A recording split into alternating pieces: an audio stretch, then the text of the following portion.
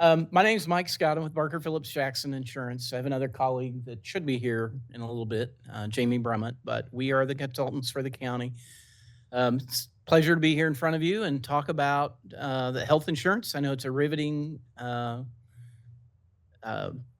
topic that everybody is just waiting to hear all the good things about that. So we're glad that you're here. Engagement's important. Education is an important part of everything that we do, and it helps to know what's going on with the plans. And we've got some numbers and facts and figures to give you today so that you'll have a little better idea of what the county's health insurance plan looks like, what our plans are for the future, what the county's trying to accomplish for you as employees, and for the budget to make all those things balance. So we're going to thrive in 25. That is the theme for the year. So that's part of this process. The drive to thrive is through education, strategy, and planning. So it's ESP. And that is how we want to frame this for you today about those things. So we're going to have to give you some education, talk about the strategy, and talk about the planning of what we're doing for the future.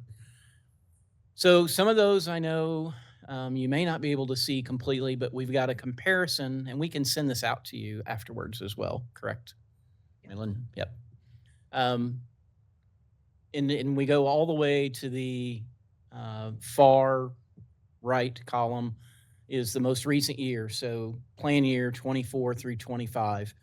You had 1,014 employees enrolled, about 1,500 members. So that means all the belly buttons on the plan, the dependents, et cetera. Average age is 34.1, so that's holding steady. The male-female mix is 55-45. It's trending down just slightly compared to last year. Medical claims billed, this may be a surprise to you, but billed claims $25 million in that 12-month period. A little over 4 million of those were ineligible claims. Typically, that is duplicate claims that are sent by the provider, what's called a coordination of benefits. If you have other insurance and then that doesn't pay, or ineligible things that are there. Then, so those were about 4 million, which gave us covered claims about $20 million. Claims savings, it's about 11, say it's 12,964. Let me try these glasses, that may help. Go to mine. Okay. Which gave you medical claims of 8.4 million. Then we take away what are known coordination of benefit and the plan design. So the portions that you all pay through deductible, copays, et cetera, it brought the medical claims paid down to $6.4 million. And that's just medical claims, okay? Those are going to be doctor's visits, hospital visits, outpatient surgery, all of those things. The average discount on those claims was 60.4% with UMR. So kind of the hidden value of having health insurance is you get those discounts. The contracts that United Healthcare and UMR have with different providers locally, it's Cox and Mercy. All the other providers in the UMR network, which is their largest national network, that's what that's getting you, is 60% discount off of their billed charges. You add in the prescription claims at 2.3 million, which is down 100,000 from the previous year. It gives you a total claims paid in that time frame of $8.7 million. Okay, so a lot of numbers. It's big from that. A lot of people, when they see that, they're like, wow, that is a lot of money. So 8.7 million, not out of line for a group of your size either. Okay. The next slide is going to show you some things about some of our pieces of that. So catastrophic claimants, in other words, claimants that have had more than $100,000 in expenditures, was 13 this year compared to 11 of last year. Claimants over $500,000 was 1, and we had none last year. We'd had 3 the year before, okay? But that's what health insurance is for. Number of what we call catastrophic claimants, hospital admissions per day, and the number of days. So there were 13 admissions of those folks, the catastrophic claimants. Hi, Jamie. The 198 days of admission compared to 11 days previously with 67 days of admission. Your in-network utilization is 99.4%, which is great. My guess is the 0.6% are things like sometimes you go to an emergency room and the emergency physicians group is not in network, but because you're at a network facility, it's covered. Or you may have gone to a chiropractor who is not in network, but that claim still gets paid, or it's a part of that claims run. So that's where that's from. But 99.4, and again, it's very difficult to get outside that Choice Plus network. Well visits, 1,012 well visits compared to 825 the year before, so that's good. People are getting their checkups. That's important. Those are ways to help reduce costs, because if they catch something early, then you can do that. The office visits for primary care physician, 3,479. We've got office visits for specialists at 1,439. Urgent care visits, 648. That's up a little bit, so that's good. Urgent care is going to be less expensive than the emergency room, a little more expensive than an office. Telehealth visits, this was a big change. So you had 283 telehealth visits in 23-24 plan year, and you're at 529 for the last year. So that is going to be also one of the least expensive ways to get care, not only out of your pocketbook if you're on an HSA plan or you're on a PPO plan, but also time, right? And time is money. So if you can do a virtual visit, you wake up on Saturday and you don't feel good, you can pull out the app, go through and do the virtual visit, still in your jammies. You need to get a script, they can call it into a pharmacy and get in the car and drive through, pick it up, you're back home. You don't have to sit in a room full of sick people. You don't have to wait to see when you can get in to see the doctor. Anybody ever had to wait more than 3 months to see a doctor? Okay, yeah. It's a nationwide issue with access. So the telehealth is a good thing from that. And then total admission days. This is part of that increased cost, why those claims are up. You had 361 days they were in the hospital, compared to 237 from the year before. So, and emergency room visits was 179 last year. This year's 203. Okay. Any questions through that? Just curious. Catastrophic claimants, is that billed or actual paid? So the catastrophic claimants, the question was, is the catastrophic claimants billed or paid? And from that, it would be what has been billed on that and paid. So if it was billed more but only paid, then they'll revert that. It'll pull that down. Yep. And it's catastrophic claimants. And the way we've got it here is there's two categories. So we've got one that's 100,000 or more. Those are all considered catastrophic claimants. So yes. You mentioned a situation where the ER doctor group might not be in the network of the hospital that they're working under. Mhm. How would we know that? You If we're wouldn't. traveling, well, Sorry, you wouldn't. can we Yeah. ask? So the question, We say, what group are you in? Will they tell us? Because they don't like to tell us what they're going to bill us. They don't like to tell us Right. costs up front. And how do we, is there any advice that you could give us? And I'm just thinking, if I were ever traveling to say St. Louis or Kansas City and needed some medical attention more than just a clinic, what questions do I need to be asking? so the question was that, like the ER visit, the example we gave is sometimes the ER group is not in network. So the answer to that is all of those groups, like radiologists, emergency room physicians, typically anesthesiologists, are not employed by the hospitals. They're independent. Like here in Springfield, we have emergency physicians group, which is the ER group. Then you have Ozark Anesthesia, says anesthesia, and then you have a radiology group. So those are, because you're in an in-network facility, you get the in-network benefit. Okay. So it won't impact you from that point. But if you ever have a situation where it gets billed or gets charged out of network, call us so we can help get that taken care of for you. Because the way it works is if that group is in an in-network facility, you don't have a choice, right? It's not like you're not going to know. So you just know you went to an in-network facility.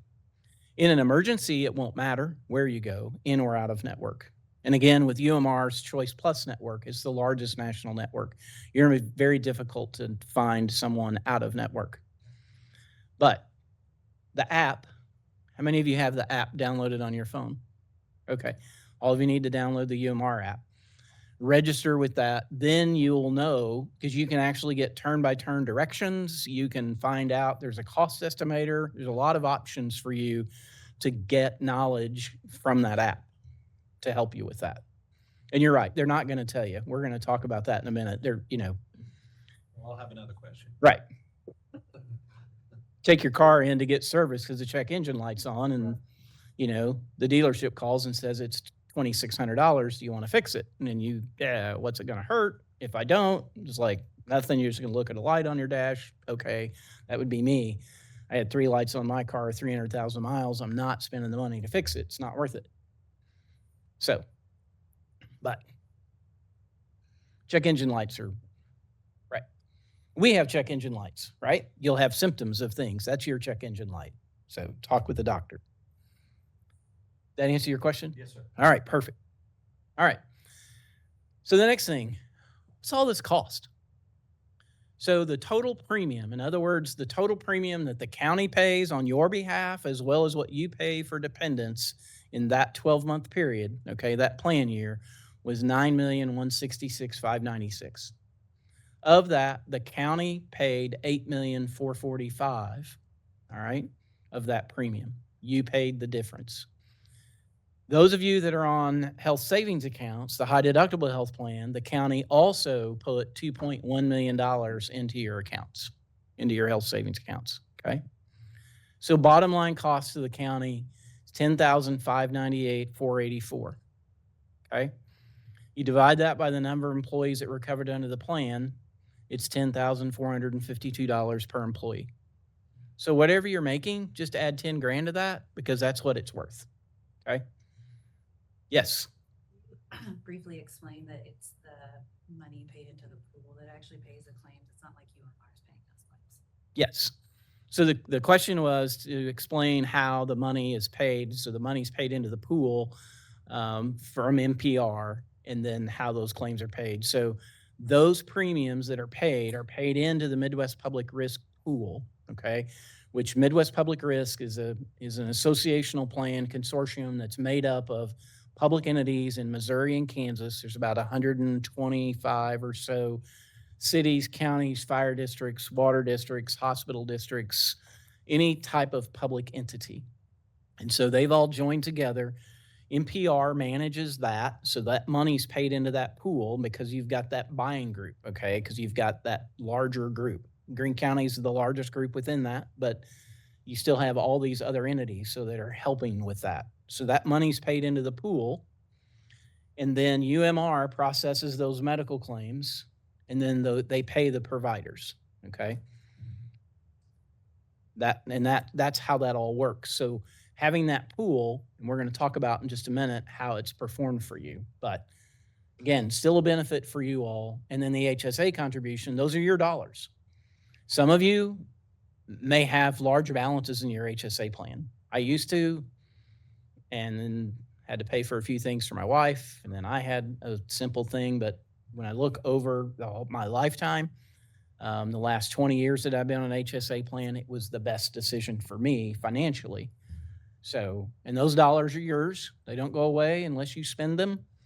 And as long as you spend them on qualified medical expenses, they're going to be tax-free, okay? All right. Next part is a strategy for the future. Again, the risk-sharing pool that we just talked about, that helps stabilize those premiums, okay? So if you have, typically, a lot of times we would see a group like yours where you'd have those swings in that, okay, you're going to have an 8% increase this year, and then you might have a 2% increase the next year. You might have a flat. So what the consortium does is it helps cut those peaks and those valleys, okay, and keeps it stable. So that's the purpose of that. The other thing is it allows you, because of the buying power, to have those quality benefits for you. Your plans are very rich compared to most of the plans that are out there in the private sector and even some in the public sector. You have a great health plan. So you have low out-of-pockets, low deductibles. comparative to the others. The costs with strategy is controlling the cost of the claims. Part of that comes from having the healthy discounts from UMR. That was a good decision for NPR 3 years ago when they moved to that. The second part of that to being good consumers, right? Where can you get the most appropriate care? You know, it's important for you all to have a primary care physician because at some point you're going to need them to get you somewhere within a healthcare system. So going to the ER and using it as primary care is a bad idea. Using virtual visits as primary care is a bad idea. You need to have an established primary care physician, but then use those other tools that are there. You know, you want to get in to see your primary care doctor. So if you've got the sniffles, but you need to get over it, maybe a virtual visit's the way to handle that. Like my primary care physician will not prescribe medication unless he sees me. Well, I don't want to clog up his stuff. So I just do a virtual visit. They prescribe medication and I go get it. Because it's usually, I don't get sick very often, but I do. It's usually a sinus infection. And after self-medication that doesn't work, I finally give up and ask for an antibiotic. So the third part of this is balancing the premium income to the claims expense. So there are some of our clients that they're all driven to the bottom line. And the county understands that there's a balancing point between having good benefits and what's affordable and what's sustainable. So we could bring the cost of healthcare way down, but you're not going to like the benefits. And the problem is that you're still going to have the claims. So we've got to make a correlation between that. So if the claims are here and the premiums are here, that's kind of what we're after. We're after that balancing thing. If the claims are here and the premiums are here, well, then that means the premiums have to come up. So we're trying to balance those things through that. Okay. Some things are black and white. Sustainable, affordable for the county and the employees. That's the goal. That's what we want to do. Healthcare costs in the U.S. So these are going to be some things that are probably going to be a little bit of a surprise. From 2014 to 2024, and I picked this time frame because it correlates not only with your plan year, but also the implementation of the Affordable Care Act. Premiums increased between 20 and 50%. Okay. Employer contributions, in other words, what employers paid on average went up 50%. And then overall inflation was 36%. So you can see that medical care is outpacing inflation. Certainly you're seeing the cost to employers is up, and then the cost of healthcare is up. Okay. Those premiums being between 20 and 50%, unfortunately, we've not been able to find a study that showed what if you had this plan and it was here, what would the premiums have been, 10 years later? There's probably some actuaries that can figure that out, but there's no data that we've found that'll show that. But people have reduced premiums by lessening benefits from that. Okay. For Greene County, from 2020 to 2021, you've seen a 1.69% premium increase across each year. Employer premium contributions are up. So the employer contribution's up and the HSA funding is up. So they're going against the trend, but they're able to do that because of the plan and being in the larger group, as well as they understand they've got to make an investment from that. Talk about the past. As last year, that's the recent past, claims are running well, a little better than this year. We had to make some plan changes. You may recall that from last year on the high deductible health plans to be compliant with the IRS rules. So it gave the county an opportunity we make some plan changes, share some of those savings back to the employees, still have great benefits, best in class for the employees and families. So that premium reduction by changing the plans last year is what provided the savings for the commission to move forward, putting more towards your employee premiums for the dependents. Remember, we increased that last year, and then increased the HSA funding for the dependents. So that was a great step in the right direction for keeping that sustainable benefit strategy that remains affordable for both the county and for you. So the future, this year's increase was 3%. to the premiums across the board for the pool. So the pool all the way across there, they went a 3% increase. So we met with the county, we met with human resources, went through different scenarios with that, looked at what happens if we each share 3%. That would be what's typical. Typically, we would see employers say, we got a 3% increase, we're going to pay 3%, the employees will pay 3% more. We looked at different options. What happens if the county pays their 3 and the employees pay 1, or the county pays their 3 and the employees pay 2, or then we do 3 and 3. And at the end of the day, they came to the point and said, hey, we're just going to absorb that because we'd had a budget number in line. This still came in under budget. They felt like it was important not to give you an increase after giving a decrease last year. It made more sense to just keep the employees' costs the same, and the county took that. So it was a $266,000, almost $267,000 increase to the county cost. Okay, but it kept your premiums the same as last year. Again, we saw a reduction in premiums last year of 10%. Healthcare trends estimated to be 8.5% next year. Pharmacy trend about 12.5%. We're starting to see trend numbers on pharmacy back like we saw 10 years ago. That's starting to creep back up. Healthcare trend has always kind of been between 6 and 8%. So we're seeing a little bit of a jump there. The important thing is the county's not always going to be able to afford to make the decision they made this year. There may be years in the future you may see changes in benefits, or there could be premium increases. But our goal is to keep those sustainable, and that's the county's goal, and keep them on par with where you are. But don't get used to no increase because it's not realistic. Plans and rewards. So use low-cost providers like Springfield MRI. Has anybody ever used Springfield MRI? Okay, so they're going to be a third or more less, third to fourth of the cost of what it is at the hospital. Take advantage of the UMR app. There's a cost estimator there, and I want to caution you, it's an estimator. There's always going to be outlier things, but at least you'll have a general idea of what the costs are. The RX card and your options. So look at those things. GoodRx is one thing to look at. From that, you may find that downloading that GoodRx app and loading in your medication information, you may find that it's less expensive at one pharmacy than another. And sometimes you'll find that it's less expensive to just pay for it rather than run it through insurance. So certainly things to look at. Be your own advocate. If you've got questions, need help, you've got to push for that. Okay, we can help you with that if you run into a problem, but got to be your own advocate from that. Talk to the doctor about, hey, I'm going to put you on drug X. Well, are there other options that may be less expensive? Ask that question. You can even look those drugs up. So from that, pull that GoodRx app out and ask them. Wellness challenges that NPR does and throughout the county, take advantage of those. That's a culture that the county has developed. And so you're going to be competing with other county departments as well as other NPR members. And was it the prosecutor's office here? You got a walking challenge now. Okay. Yeah.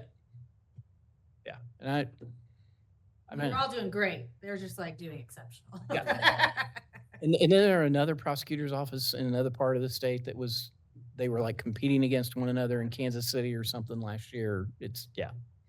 They're doing like 40,000 steps a day. Exactly. Yeah.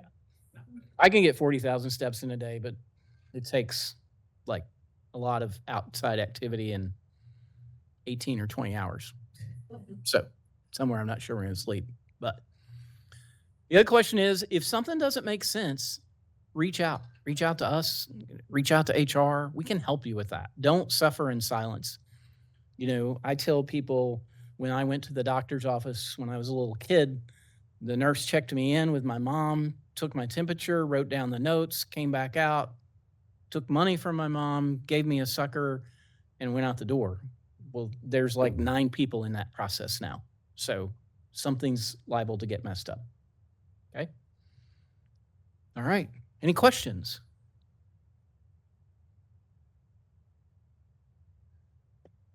I'm over time. Oh, I'm not? Oh, 8:42. Okay. Yes.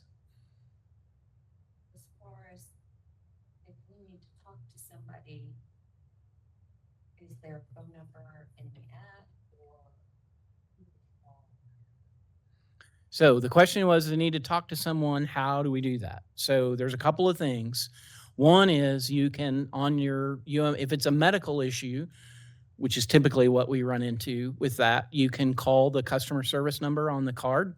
And then if you're not getting any help from that, because they're going to have all your information, if you're still don't understand what's going there, then get a hold of us. You can get a hold of HR. They can tell you, they can get you in contact with us.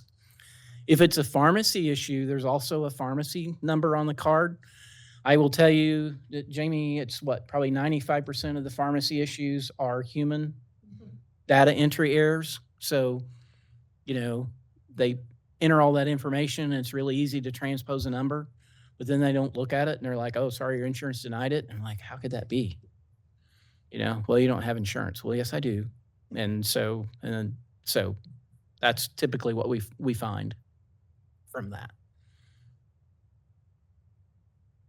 What other questions? Yes. Tell her that how they can get in touch with us. Oh, yep, sorry. And you can get in touch with us. You can call our office at 417-887-3550. Or you can email us. Matter of fact, I can add that to the slide deck on here on questions and add that to you and send it back, and then you'll have it. How's that? Does that work? Okay. Yeah, don't hesitate to call. So I had a friend of mine that just recently, his wife's had some issues. They haven't been able to figure out what's going on. They're at the hospital. They found a blockage. They took care of that, and they figured that was going to take care of the problem, and it wasn't. And they've been going back and forth and back and forth. They wanted to go to Barnes. Her insurance plan doesn't let her go to Barnes.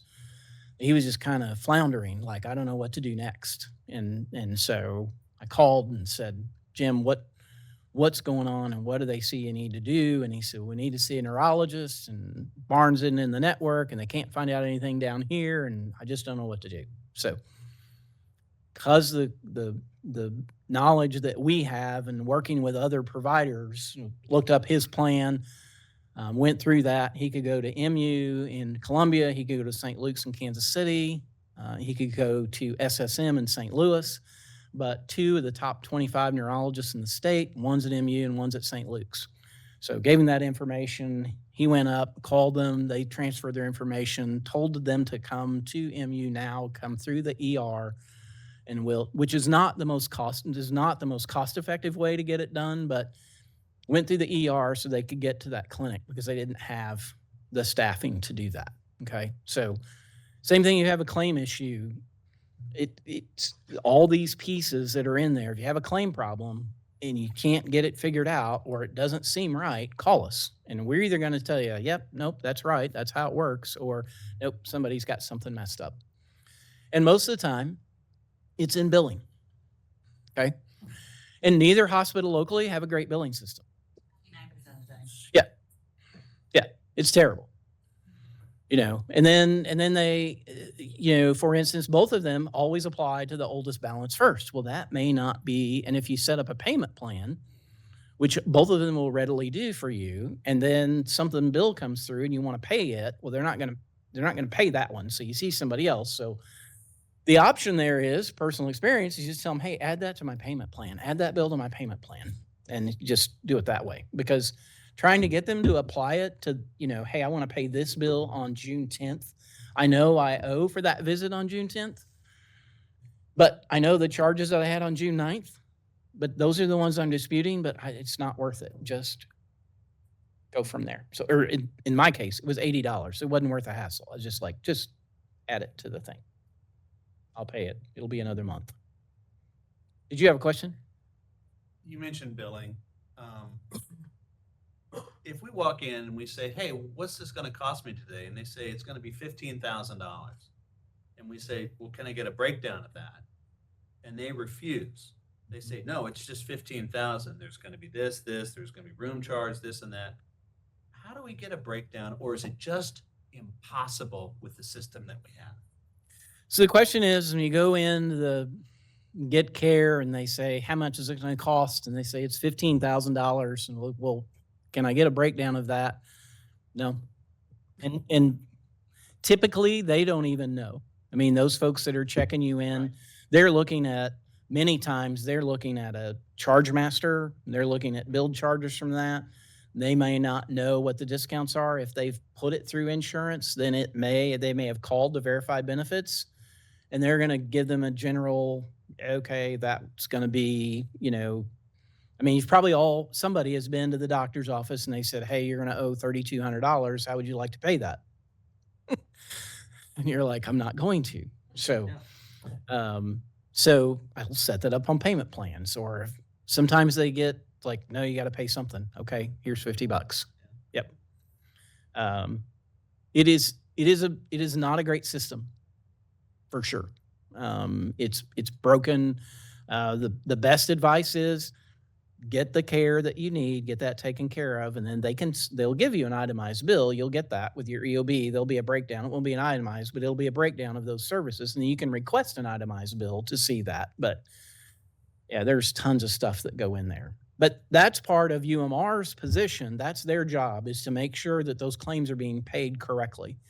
So part of those things that are ineligible, those are claims that are unbundled, what they call unbundled and taken out. So the provider tries to bill you for these 14 services, and they'll say, well, you can't charge for these two because they're included in this one. So that's part of what they do. Yes, time's up. Thank you all very much.